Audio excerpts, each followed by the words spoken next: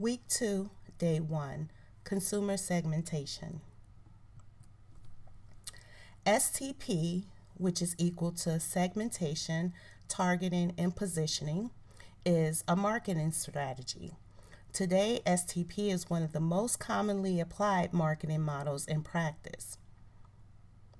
One of the main goals of STP marketing is to break a broader market into a smaller, more homogeneous segmentation.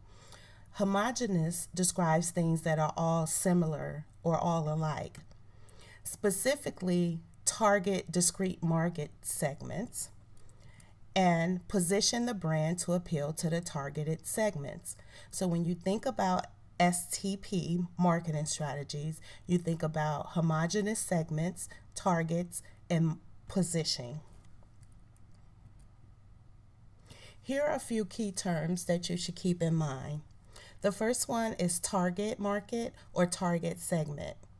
A target segment or market is the subgroup of a larger market chosen as the focal point for the marketing program or advertising campaign.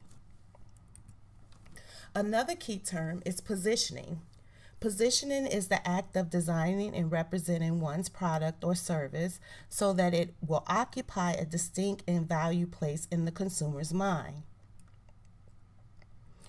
And the third key term is positioning strategy. This involves the selection of key themes or concepts that the organization will feature for communication, their distinctiveness to the target segment. And so we'll talk about each one of these and I'll show you examples so you can better understand it. So let's say, for instance, my strategy for my brand is to target college students. But I don't want to target all college students. I want a segment of college students. So here we have a picture of college students, all different races, ages, and things of that nature. So say I want to target African American females.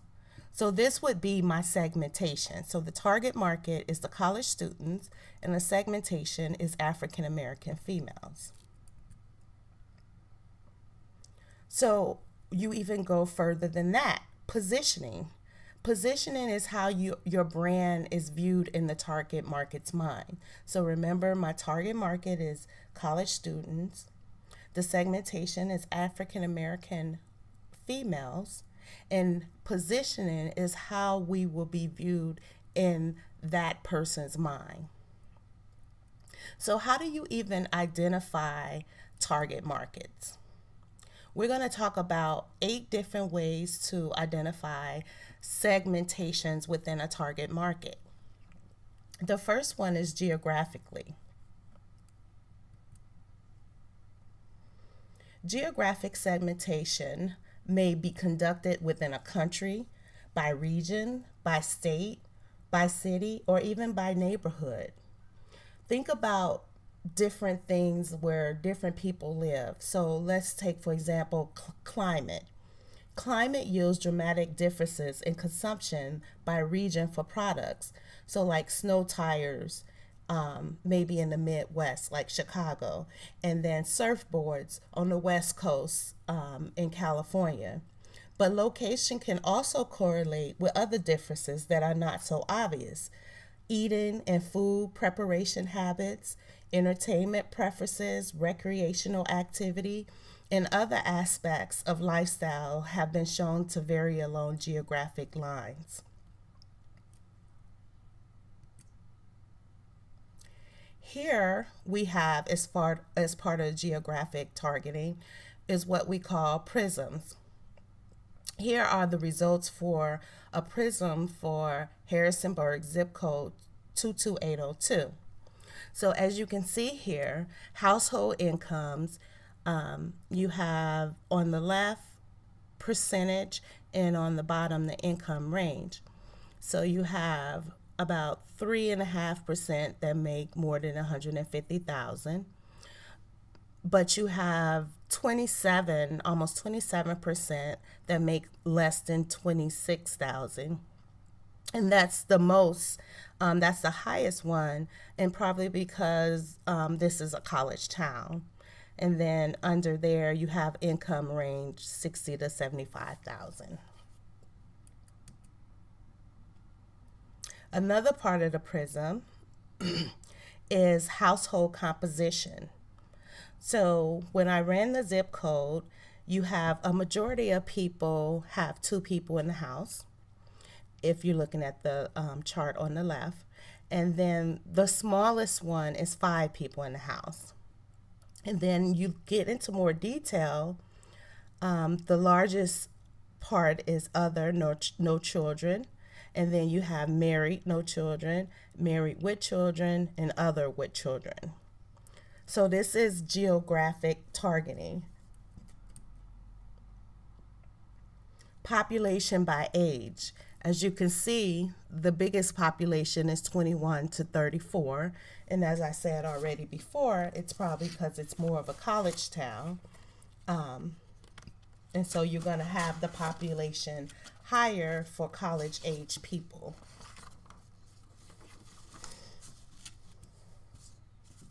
Population by race. You have a majority as white. And then the smallest population is Asian. And then it's broken down into Latino and non-Latino.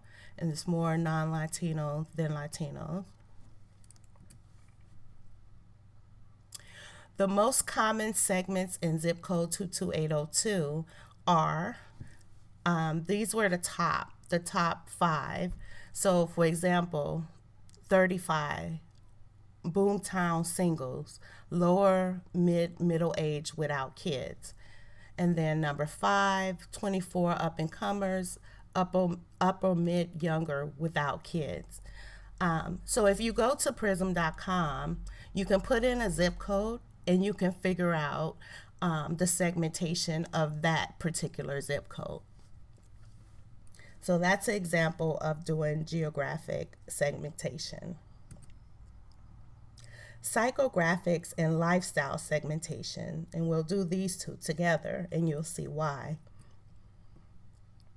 Psychographics, which equals AIOs, activities, interests, and opinions, which equals lifestyle segmentations. So the two of these go together. Psychographics is a term that refers to a form of research that emphasizes the understanding of consumers' activities, interests, and opinions. And this is known as AIOs. AIOs produce insight into the differences in the lifestyle of various segments, which results in lifestyle segmentation. So knowing details about the lifestyle of a target segment can be valuable for creating advertising messages that ring true to the consumer. So what type of things do they like to do? What are the activities they like to do? What are they interested in? And what are their opinions? Those are all psychographics and lifestyles. The next one is commitment levels and usage patterns segmentation, and we'll do those two together. So this is a segmentation that combines consumers' prior usage with commitment levels to identify 5 fundamental segments. So from these, you get 5 more that fit under this umbrella. So you have heavy users. These are the cream of the crop of the segmentation effort. High volume, but often heavily pursued by all competitors. And usually they can be the primary target segmentation.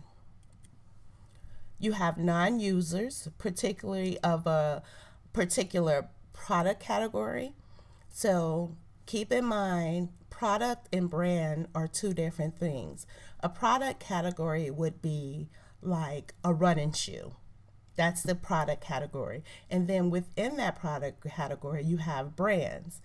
Brands like Nike, Adidas, Asics, and things like that.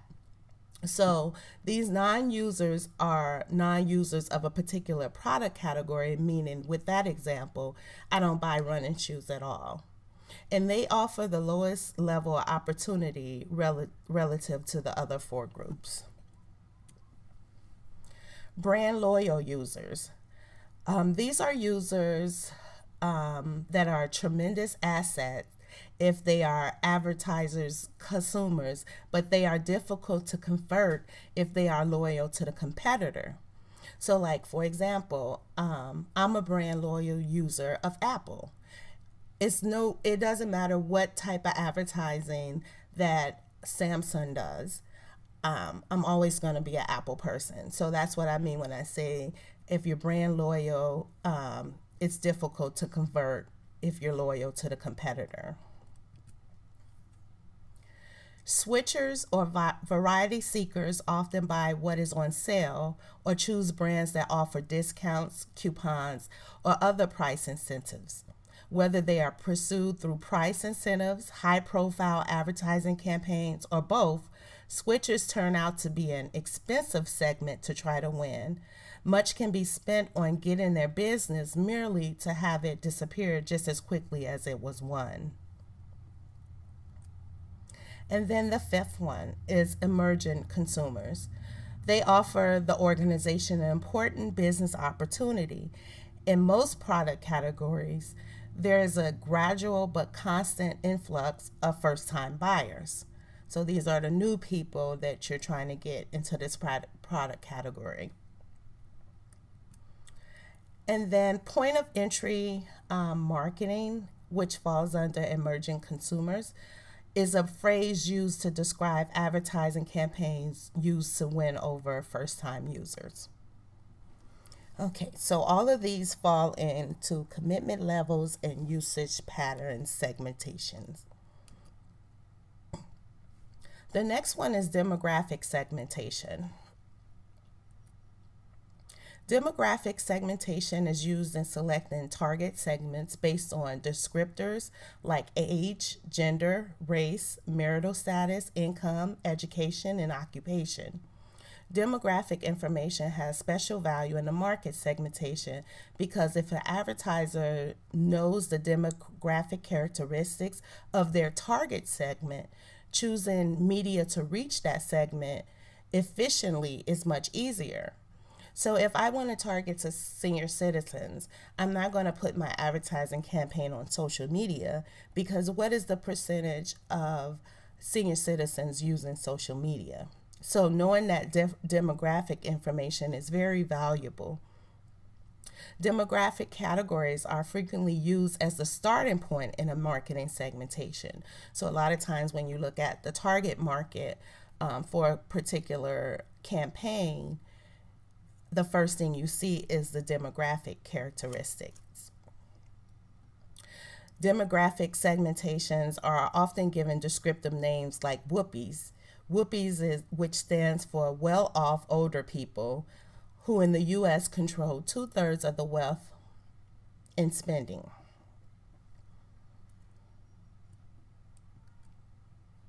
So here's an example. Who are the target demographics for this ad? So this ad is for Waterford crystal glasses. It says it's surely no accident that the most universal toast is to life, worthy of the moment for over 2 centuries. So think about your demographics. You have age, seems like older people, maybe senior people. Gender is gendered toward any gender. Marital status, they look like they're probably married and been married for a long time. Income, these are probably the WOOPies, the well-off older people. Education, probably have college degrees. And occupation, they're probably retired people. So this would be a targeted demographic for this particular ad. The next one is benefit segmentation. In benefit segmentation, target segments are separated by the benefit packages that different customers want from the same product category. So like with automobiles, some consumers want economical and reliable transportation. Others may want speed and excitement, and still others might want luxury, comfort, and prestige. So here's an example of that.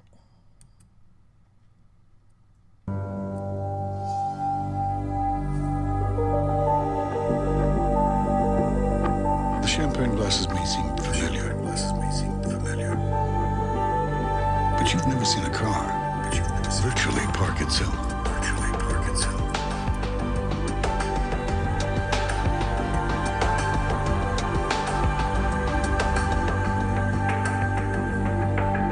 The new LS, unprecedented.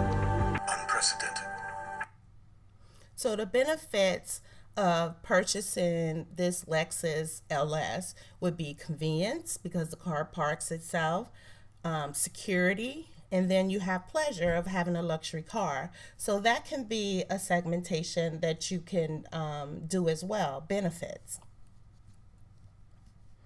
And then the last one is social class segmentation. So here's an example of the U.S. social class ladder. You can find plenty of these examples online. But on the left side where the ladder is, you have the social class, starting with underclass, working poor, working class, lower middle, and so on. And then you go across and you see education. So underclass would be some high school, occupation, unemployed, and part-time, maybe on welfare, and make about $10,000 a year. And that's only 3% of the population. Working poor, 22% of the population. And then let's go to working class. So they've graduated from high school.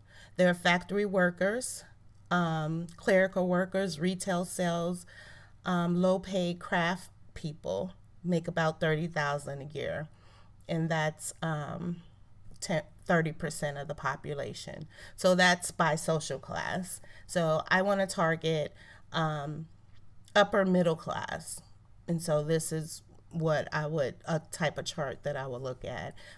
Is this a luxury product? So I don't want to target underclass for a luxury product because they can't afford it. They're only making $10,000 a year about. Now let's talk about positioning strategy.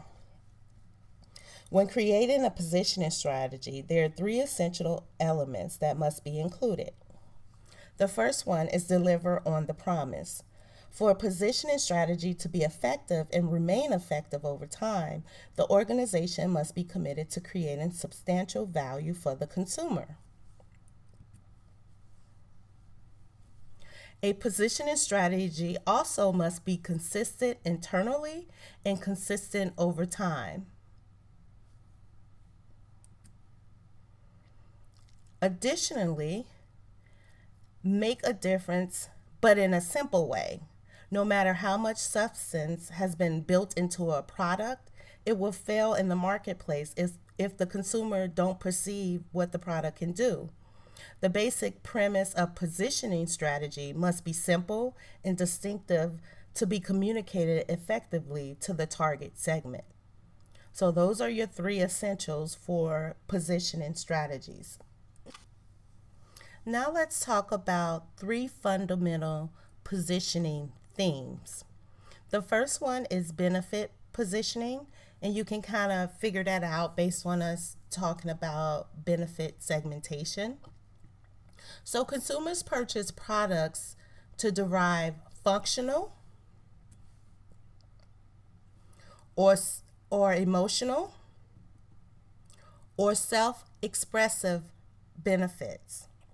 So the emphasis is on the primary benefit they can expect to receive, and this is very fundamental.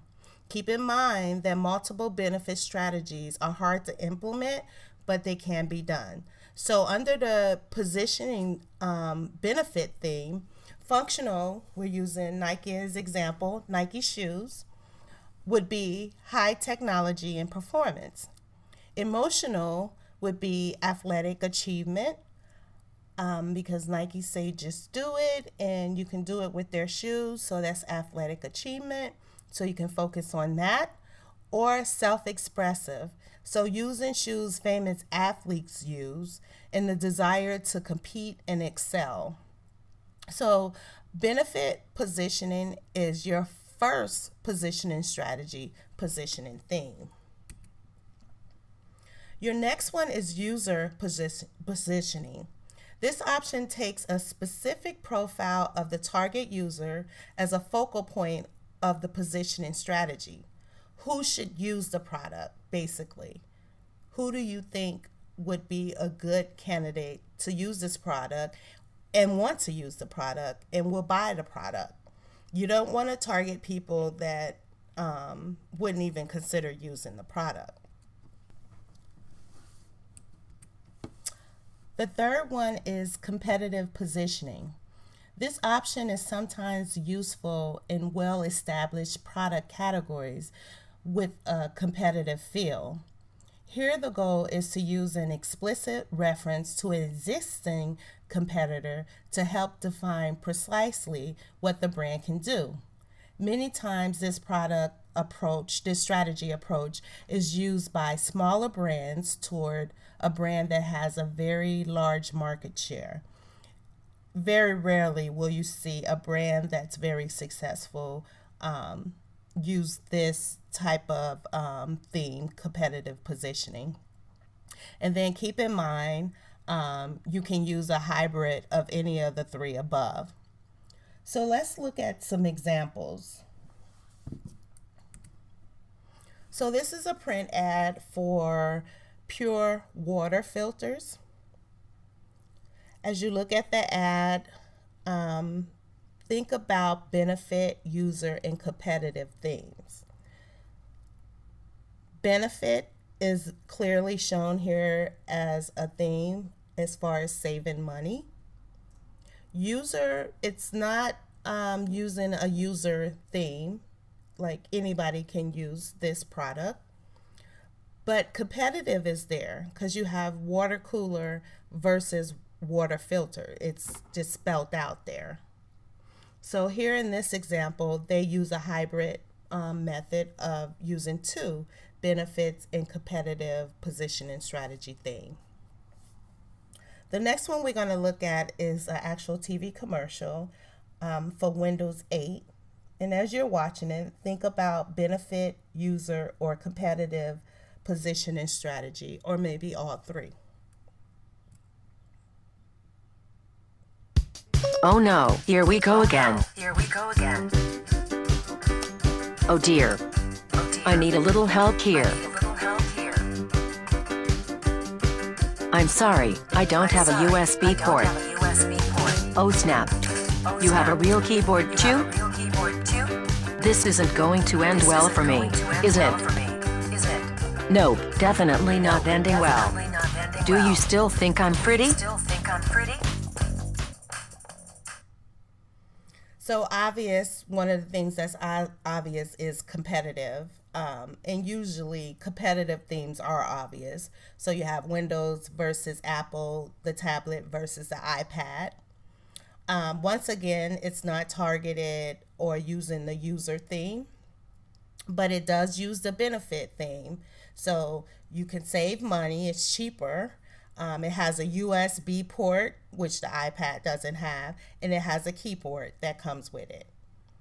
So those are your three positioning strategies, and those are examples of it. And this covers the whole consumer segmentation of this lecture.